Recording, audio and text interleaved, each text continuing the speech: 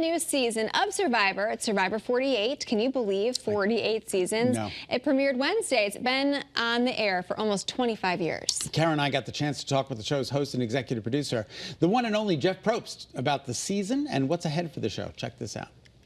25 years?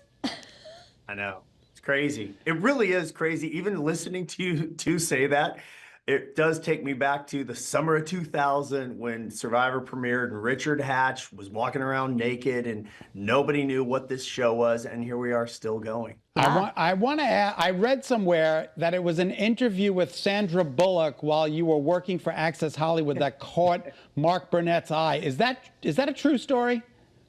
It is true. You know, you have these demo tapes when you're trying to get a job and it's all the little jobs you've done. And I had the chance to work at Access Hollywood for a year and I interviewed Sandra Bullock and it was on my demo tape. And Mark's thing was you had done thousands of hours of live television at this FX network, which was back in New York. And then you had interviewed people like Sandra Bullock and you seemed really calm with them. And he said, I thought that's the personality I'm going to need is live, because Survivor is a live show when we're shooting it, but also the comfort of being able to be around people and ask questions and that sort of thing. That's wonderful. Okay, can we just ask a personal question? How have you not aged? Yeah, I will.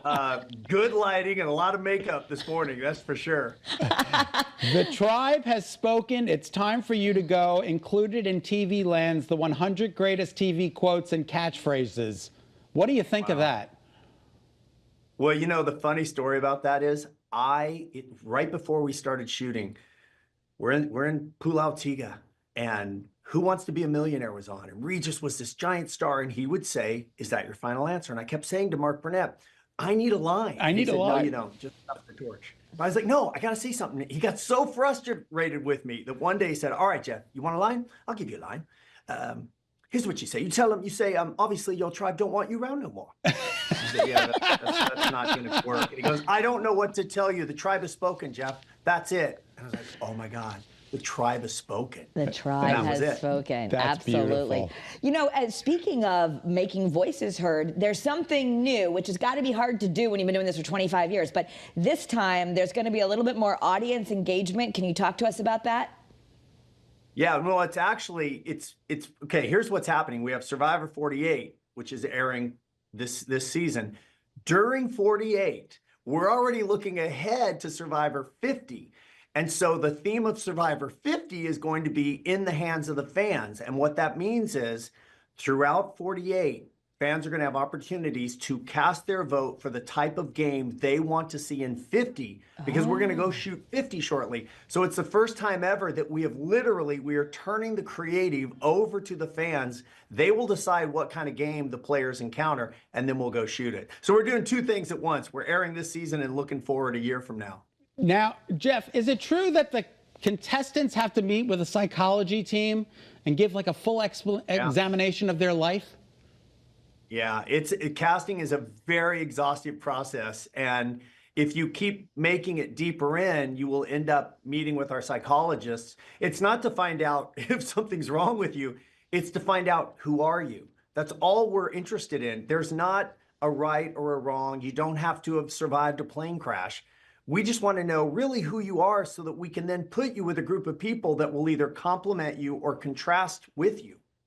You have had the unique opportunity of watching and learning from this show. I mean, I think that's why people watch it. It is sort of like humanity and how do we do this? Is there one thing that you take away that you've really learned that you think has been just your light bulb moment from doing this show for so long? Well, there's a lot I've taken away, honestly. I mean, the big thing I would say is that you're probably as capable as you wonder if you are. But you're never going to know if you don't get up off the couch. And these people, like this group shot there, they all said, I'm going to leave my ordinary world behind. I'm a lawyer. I'm leaving the office. I'm going to go live in a real jungle. I'm going to try to see what it's like to catch a fish or make fire or build a shelter. And I'm going to be playing this game of social politics that will test my ability to read the room. Can I tell if somebody is lying to me or not? Because what's fun about Survivor is you're given permission. The rules are you should lie because everybody else is. So I think that's really ultimately it is that you're capable of a lot more than you think, but you got to give yourself a chance. We only have about 20 seconds. Is it true that you keep the snuffer after each season? You do. It's my one. And here's what's funny. The very first snuffer was a half a coconut shell and a stick. And somebody in the art department made it in about 10 minutes. Today, they are works of art. They're cast. Our art department is incredible. So that's the one thing I've kept. I've got 48 of them right now. Oh my goodness. Well, That's a collection of snuffers. 50, Keep them safe. 50 of the most beautiful people in 2001, according to People magazine. We understand why. Thank you so much for joining us, Jeff. Later. Later. Later. All right. Do you watch Survivor? No. I don't either. Did you used to? I did. Yeah. And then Peter McHugh, my former photographer, Yeah. he loves that show. Really? So he talks about it all the time, so I felt like I watched it anyway. Okay, very good. Yeah. It's incredible. I know you're a Big Brother fan. Big Brother fan. Yeah, I've never gotten into any of those. Yeah, Amazing Race is Yeah. really the one that I watch the most of. So would you And be a Big Brother. Would you be No. a castaway? No, I don't think so. Well, guess what?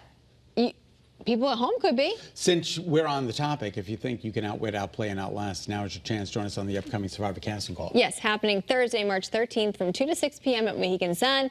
Marcy Jones will be there live for Great Day at 9 a.m. and Renee Danino will be there all afternoon. You can find more information and sign up by visiting WFSB.com. Hey.